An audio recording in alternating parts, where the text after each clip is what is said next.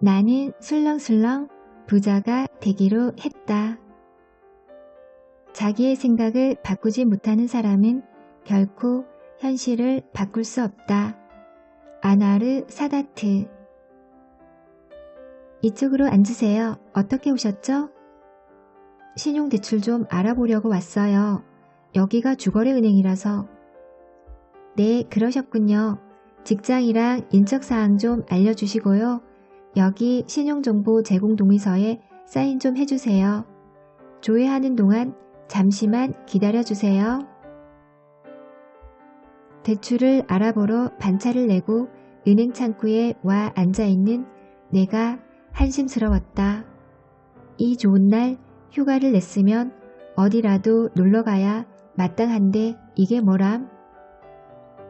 그나저나 없어 보이면 안 되겠다 싶어 친구 결혼식 날 딱 한 번 입은 정장을 입었는데 이 정도면 커리어 우먼처럼 보일라나? 고객님, 죄송한데 저희 은행에서 신용대출은 어려우실 것 같네요. 등급이 안 나오세요. 아, 그게 직장인이면 어느 정도는 된다고 하던데요. 지금 다니는 회사에서 오랫동안 근무했고 안정적인 회사예요. 큰 금액은 아니고 500만 원 정도인데 안 되나요? 금액이 많고 적고가 문제가 아니고 대출이 나가는 등급이 있는데 그 등급에 해당이 안 됩니다. 미혼이시고 연봉도 그렇고 그리고 신용카드 현금 서비스를 많이 사용하셨네요. 어렵겠습니다. 털썩. 안 된다고 사무적으로 딱 잘라 말하는 대출계 직원이 너무나 야속했다. 내가 몇 년 동안 이 은행카드며 통장이며 얼마나 많이 써줬는데 고작 이런 대접이라니. 그건 그렇다 치고 꼭 있어야 하는 돈인데 어디서 구한담. 돈 들어오는 게 뻔한 월급쟁이 신분인데 아무 생각 없이 돈을 썼던 건 아닙니다. 코즈믹 오더링으로 경매에 넘어갈 뻔한 월세집을 내 집으로 장만하고 나서는 경제관념도 조금씩 생기고 있었고요. 하지만 철석같이 믿고 빌려준 500만 원을 갚는다던 상대방이 잠수를 타버렸을 때는 정말 앞이 캄캄했습니다. 내가 쓴 돈이면 억울하지나 않은데 결국 급히 대출을 알아볼 수밖에 없었고요. 그런데 참 이상하더군요. 온 사방에 돈 빌려준다는 광고는 많은데 막상 가보면 은행에서는 작은 돈도 빌려줄 수 없다고 거절하더군요. 사람을 쉽게 믿는 자신을 책망도 하고 부모님께 걱정 끼치고 싶지 않아 월급을 조금 더 준다는 회사로 이력서를 내보기도 했습니다. 신용카드 다시는 안 쓴다며 카드를 모두 자르고 결단도 내려보고요. 며칠 못 가서 다시 발급받았지만 그러나 이리 뛰고 저리 뛰며 회사도 옮기고 데이트도 안 하고 돈을 마련하려고 했는데 뜻대로 되지는 않았습니다. 황당하게도 버는 돈이 느는 만큼 새어나가는 돈도 생기더군요. 그럴 수밖에 없었던 게 돈을 벌어야 한다며 유난을 떨 무렵에 저는 늘 스트레스 상태였고 몸은 여기저기 이유 없이 아팠으니까요.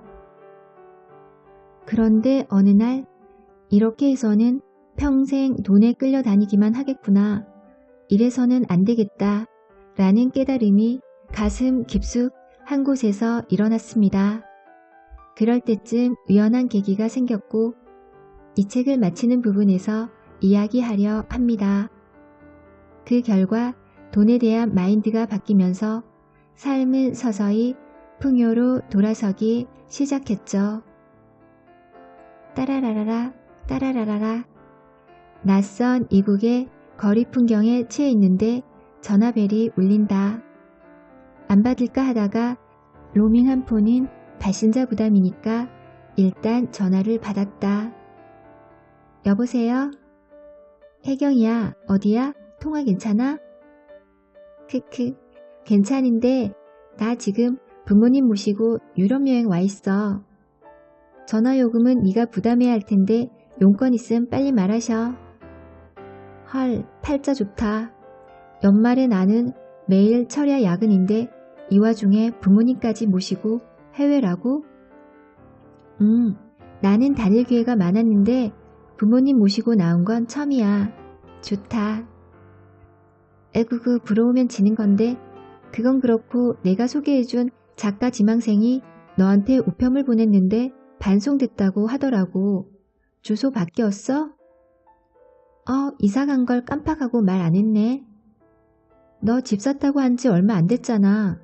이사는 왜? 그 집은 세놓고 작업실 겸 넓은 집이 필요해서 큰 평수 아파트로 이사했지. 놀러와. 우리 집 전망 근사해. 완전 좋거든. 지지배야 염장질 그만하고 바뀐 주소나 보내. 네가 나보다 돈을 얼마나 더 잘 버는데 내가 폰요금까지 내야 하니? 이만 끊을게. 잘 놀고 와. 응, 한국 가서 연락할게. 네, 저는 지금 감사하게도 아주 풍요로운 생활을 하고 있습니다. 아파트, 단독주택 등 제 명의의 집도 여러 채 소유하고 있고 광고에서 보고 한눈에 반했던 새 차를 장만해서 타고 다닙니다. 바다가 보이는 별장 같은 아파트를 렌트해서 상당한 금액을 월세로 내면서도 여유로운 생활을 하고 있습니다. 무엇보다 직장인 신분에서 벗어나서 이제는 작가이자 작은 출판사의 사장으로 내가 하고 싶은 일에 매진할 수 있게 되었습니다. 사고 싶은 것, 먹고 싶은 것, 큰 구애 안 받고 마음 편히 돈을 씁니다. 해외여행도 시간이 허락하는 한 얼마든지 갈 여유가 생겼습니다.